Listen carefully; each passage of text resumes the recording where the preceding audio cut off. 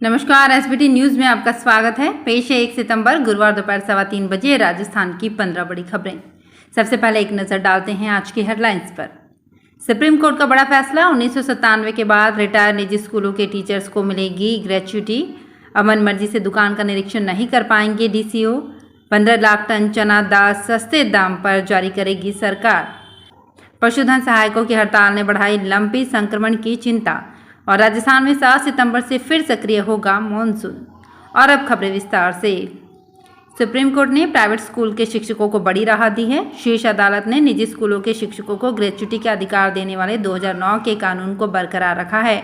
Gratuity का भुगतान कानून 2009 के प्रावधानों को पूर्व की तिथि 3 अप्रैल 1997 से लागू करने के निर्णय को वैध ठहराया है।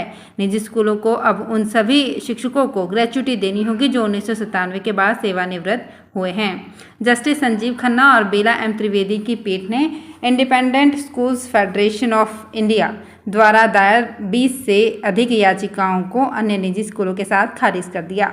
कोर्ट ने शिक्षकों कर्मचारियों को 6 सप्ताह में ब्याज सहित ग्रेच्युटी भुगतान के निर्देश दिए। भीलवाड़ा में औषधि नियंत्रण अधिकारी अब अपनी मनमर्जी से किसी भी दुकान का निरीक्षण नहीं कर सकेंगे। सरकार ने ऐसा सॉफ्टवेयर बनाया है जिससे हर सप्ताह 5 दुकानों के नाम जनरेट होंगे जिनका औषधि नियंत्रण अधिकारी निरीक्षण कर सकेंगे। यानी हर डीसीओ को सप्ताह में प्रदेश से 5 दुकानों के निरीक्षण का लक्ष्य मिलेगा। वे बिना आदेश किसी दुकान का ना निरीक्षण कर सकेंगे और ना ही सैंपल ले सकेंगे। चिकित्सा विभाग के संयुक्त शासन सचिव निमिषा गुप्ता के अनुसार हर डीसीओ का कार्य क्षेत्र पूरा जिला होगा। हनुमानगढ़, श्रीगंगानगर और अजमेर में 1 अगस्त से शुरू रैंडमाइजेशन इंस्पेक्शन सिस्टम के सफल होने पर 25 अगस्त से इसे पूरे प्रदेश में लागू कर दिया गया है। राजस्थान पहला प्रदेश है जहां इसे लागू किया गया है। दालों का खुदरा मूल्य काबू में रखने के लिए केंद्र ने फसलों के मूल्य स्थिर रखने की योजना के तहत राज्यों और केंद्र शासित क्षेत्रों को 15 लाख टन चना दाल सस्ते दाम पर जारी करने की घोषणा की है। केंद्र ने मूल्य स्थिरीकरण योजना के तहत तुअर, उड़द और मसूर की खरीद की वर्तमान सीमा भी 40% करने का निर्णय लिया है। चना दाल उन्हें निर्गम मूल्य से 8 रुपये प्रति किलोग्राम सस्ती दर पर दी जाएगी जिसका राज्य अपनी विभिन्न कल्याणकारी योजनाओं में इस्तेमाल कर सकेंगे। इन निर्णयों के क्रियान्वयन पर 1200 करोड़ रुपए खर्च आने का अनुमान है। प्रतापगढ़ जिले में एक तरफ तो लंपी संक्रमण लगातार बढ़ता जा रहा है, वहीं दूसरी ओर पशुधन सहायक हड़ताल पर हैं। ऐसे में पशुपालकों की चिंता बढ़ गई है। पशुधन सहायक 11 सूत्री मांगों को लेकर अनिश्चितकालीन सामूहिक अवकाश पर हैं। जिले के कर्मचारी अपनी मांगों को लेकर सामूहिक अवकाश पर हैं। ऐसे में जिले के अधिकांश पशु चिकित्सालय संस्थाएं बंद हैं। प्रतापगढ़ जिले के 143 कर्मचारी सामूहिक हड़ताल पर अपने अपने नोडल क्षेत्र में बैठे हैं। कर्मचारियों के अनुसार लिखित में समझौता होने के बावजूद भी सरकार उसे लागू नहीं कर रही। राजस्थान में सुस्त पड़े मानसून के साथ ही दिन के साथ ही रात में भी गर्मी बढ़ने लगी है। चूरू, श्रीगंगानगर, हनुमानगढ़ में पारा जहां 40 डिग्री सेल्सियस के नजदीक पहुंच गया। मौसम केंद्र जयपुर के मुताबिक प्रदेश में 6 सितंबर के बाद फिर से नया परिसंचरण तंत्र सक्रिय होने से मानसून सक्रिय होने के आसार हैं। विभाग के अनुसार मानसून सीजन का दूसरा दौर 7 सितंबर के आसपास से 3 से 4 दिन के भीतर शुरू हो सकता है। राजस्थान में इस मानसून सीजन में अब तक सामान्य से 49% से ज़्यादा बारिश हो चुकी है जो साल 2019 के बाद सर्वाधिक है।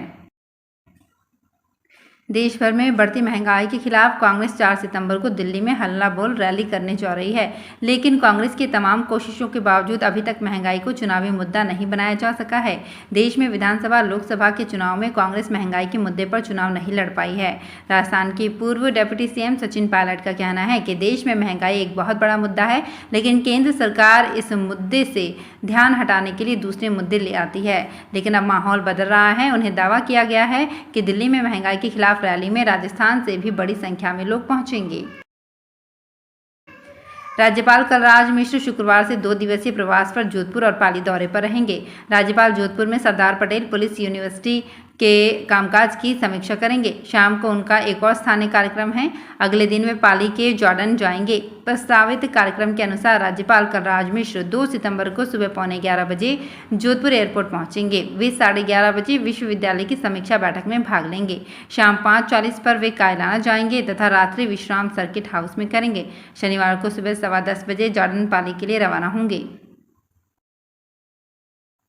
राष्ट्रीय राजधानी दिल्ली में गुरुवार से पुरानी आबकारी नीति बहाल हो गई है। इससे शराब के खुदरा व्यापार से निजी विक्रेताओं को बाहर जाना पड़ा है और उनकी जगह सरकारी विक्रय स्थलों ने ले ली है। आबकारी विभाग ने दावा किया है कि शहर में शराब के 300 ठेके तैयार कर दिए गए हैं।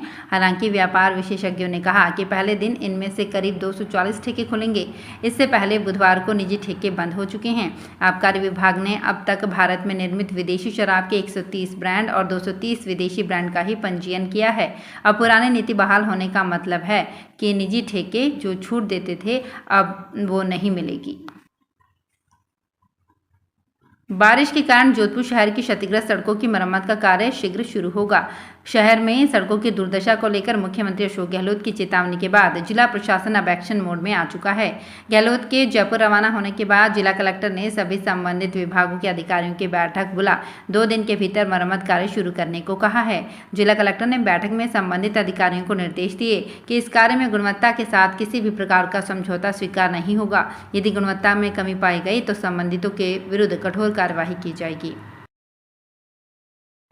अंतर्राष्ट्रीय स्तर पर तेल की कीमतें $100 प्रति बैरल से नीचे आने के बावजूद घरेलू स्तर पर गुरुवार को पेट्रोल और डीजल के दाम में कोई परिवर्तन नहीं देखा गया। अंतर्राष्ट्रीय स्तर पर लंदन ब्रेंट 3.33% की गिरावट लेकर $96 प्रति बैरल पर और अमेरिकी क्रूड 2.77% उतरकर $89.10 प्रति बैरल बोला गया।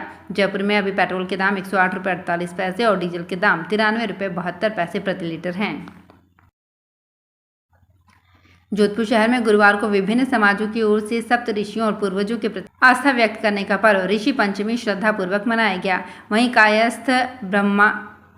कायस्थ ब्राह्मण समाज और माहेश्वरी समाज में इस अवसर पर बहनों ने भाई की कलाई पर रक्षा सूत्र बांधे और उनके दीर्घायु सुख समृद्धि की कामना की। श्रीमाली वैशाख द्वीपीय ब्राह्मण समाज की युवतियों और महिलाओं ने चांदपोल के बाहर स्थित भूतेश्वर वनखंड क्षेत्र स्थित मिनका नाड़ी और प्राचीन पदमसर जलाशय की पाल पर पहुंचकर विधि विधान से सप्तऋषियों ऋषि पत्नियों के साथ ही ससुराल और पीहर पक्ष की 3 पीढ़ियों के दिवंगत पूर्वजों को याद कर उनके नाम का तर्पण किया।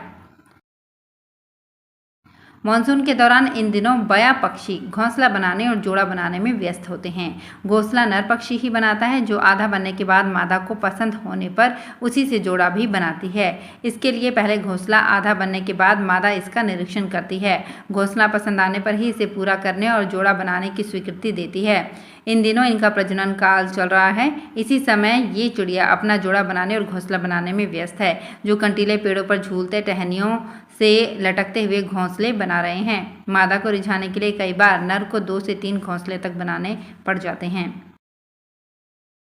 बीकानेर जिले में नोखा नगर परिषद चुनाव को लेकर अनुमंडल पदाधिकारी मनोज कुमार ने नगर के सभी बीएलओ की बैठक बुलाई है। इस दौरान अनुमंडल पदाधिकारी सह नगर परिषद के आरओ मनोज कुमार ने सभी बीएलओ को निर्देश दिया कि मतदाता सूची को सही ढंग से तैयार करें, साथ ही वोटर आईडी कार्ड को आधार से जोड़ने का काम चुनाव से पहले पूरा करें। उन्होंने सभी बीएलओ को निर्देश दिया कि दिव्यांग और 80 वर्ष उम्र से ज़्यादा उम्र वाले वोटर्स की अलग से सूची तैयार करने का काम भी प्राथमिकता से पूरा करें।